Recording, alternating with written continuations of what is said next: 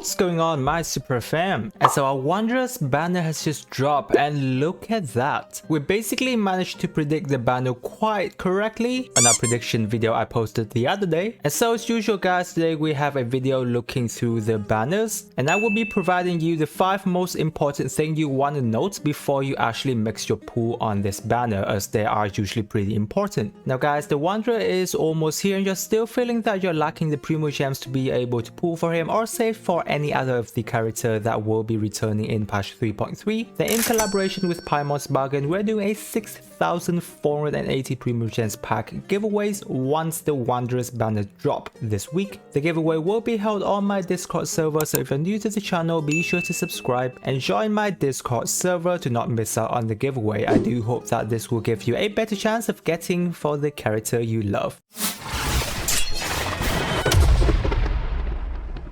First off, it's basically the most important point you kind of want to remember on the Wanderer before you pull for him. Now of course, once again, he's not released yet, so any kind of in-depth review is definitely not at this point, but we do kind of already have an idea of how he's gonna be like through his pre-release information. Now of course, if you've already fully decided to go on the Wanderer, then I am sure you're gonna be making your decision already no matter what. However, if you're still contemplating, then do remember that the Wanderer's role is gonna be a hyper carry anemo catalyst role, wherein which, if you didn't know, for any of the hyper carries, they're gonna be basically on field like 90% of your gameplay, unlike many other quick swap character. Now the good side about the Wanderer as of this point is that we know that his gameplay is gonna be very unique with very good animation, so I'm sure that his gameplay will be very fun for you to try out. As well as his power level, I don't feel like we have to discuss too much there as well, because I'm sure that he's going to be doing big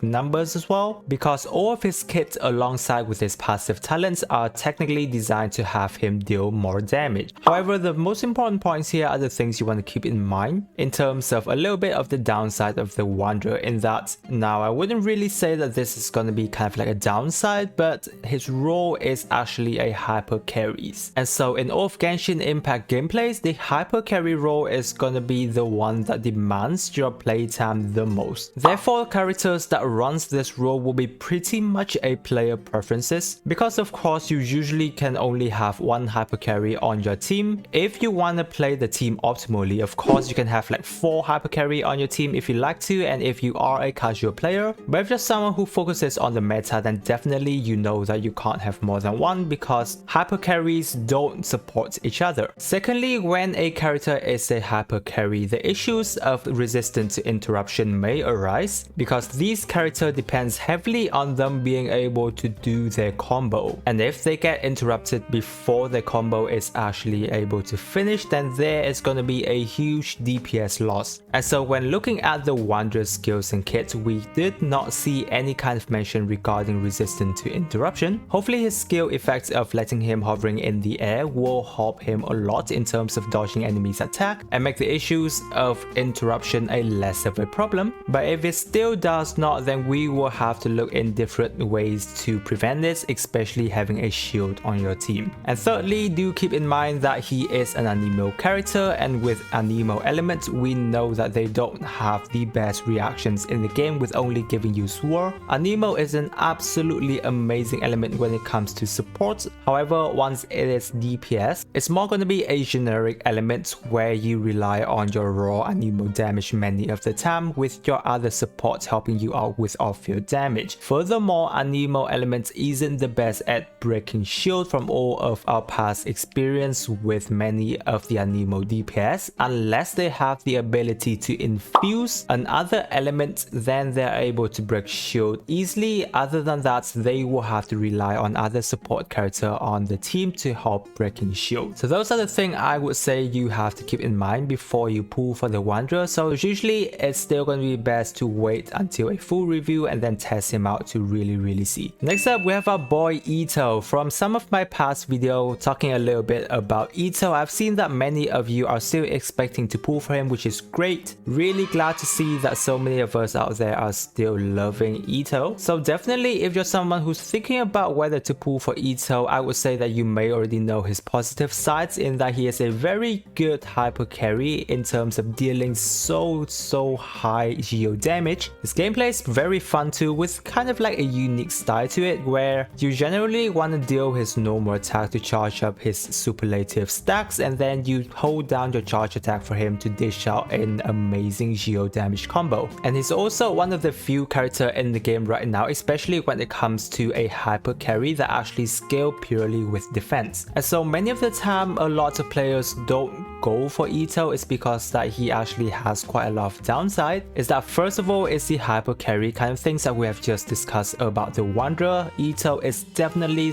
gonna be in the same role where he is a player preference kind of things. Moreover, his kit is built around defense, so this is gonna be kind of like in either a good side or a downside depending on your account. If you're someone who's having a ton of defense artifacts on your accounts, then definitely you can just dump all of that into Itto and that's totally gonna be fine. But the problem though with a defense scaling character is that we're still having so limited character in terms of support for character who scales purely with defense, and only until this point we have Goro as his best and only support character. Now I did mention above there that he scaled purely with defense, however he still gets a little bit of benefit when it comes to attack boost, basically where his normal attack and his E skills still be able to get the buff from attack percentage boost. However, his main gameplay is going to be when it comes to his burst, where he turns himself into doing purely geo damage, as well as his burst then will scale with defense. And so since you want to play Itto during his burst for maximum damage outputs most of the time, therefore without a lot of defense buff for Itto, you're gonna be missing out a lot of damage on him. Also, with the fact that he has a geo character that scales with defense, it just made him into a super niche character that is very hard to build a team around. Generally speaking, his best team is gonna be a mono geo comp. Other than that, he doesn't really have too many characters that will be able to help him out with reactions, because first of all, Geo doesn't have any reaction with other elements apart from giving you shield. Furthermore, you kind of want to build a team surrounding character that can benefit a little bit from defense, and in other words, it is very hard for you to find any of the character that fits that requirement as of this point, apart from very few characters such as Albedo, who works absolutely well with him. So when it comes to Itto, gameplay is going to be a very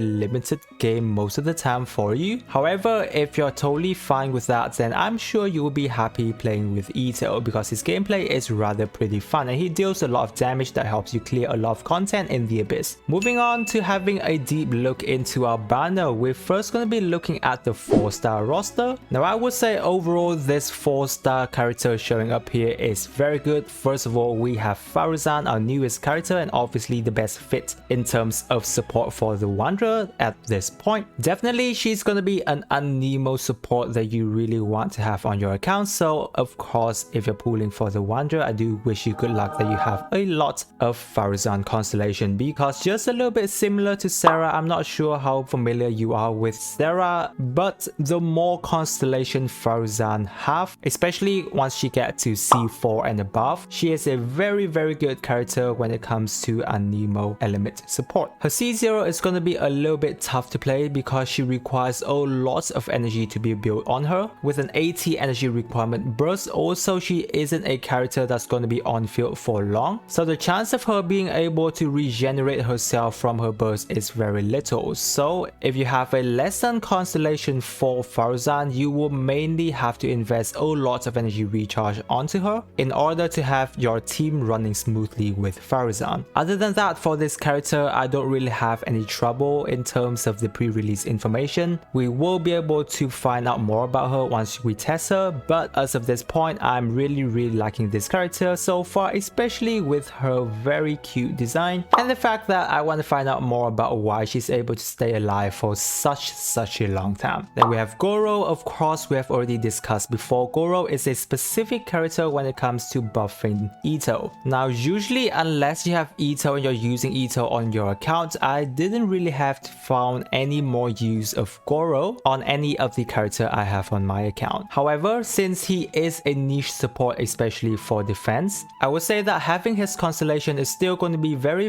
good, because of course Itto is not going to be the only defense scaling DPS character we have in the game, because we still have a very long way, and I'm sure Hoyoverse is going to be releasing a lot of defense upcoming character, especially when it comes to Geo elements, so don't feel sad if you have Goro Constellation. And then for Yanfei, I've already kind of predicted that she's going to be returning sooner or later because she hasn't really been back for quite some time. Now generally Yanfei won't have much of a synergy with Itto or the Wanderer because she is a hyper carry herself. So this is going to be just kind of like an additional character that you can have. However, Yanfei's Constellation is absolutely badass, guys. If you get her to C6, she's going to be doing amazing damage clearing out the abyss. So I would say that she's still a very fun character to have. So unless you already have her C6 and don't want Constellation for her, I would say this is also kind of a win to have her on this banner. So overall, I'd say that the whole 4-star character here are really good because I would assume that many of us have very little Constellation of these characters. Since we have Farazan as a new character, Goro usually won't appear unless it is along with Itto, and Yanfei hasn't been back for quite some time, so it is a good thing to have them here. Next up, we're going to be looking at the weapon banner. We already expected to have the bell for the Wanderer, our newest weapon for him, as well as Itto's Claymore. Now guys, I would have to say that this isn't really a good banner because here's the thing, these two weapons are just super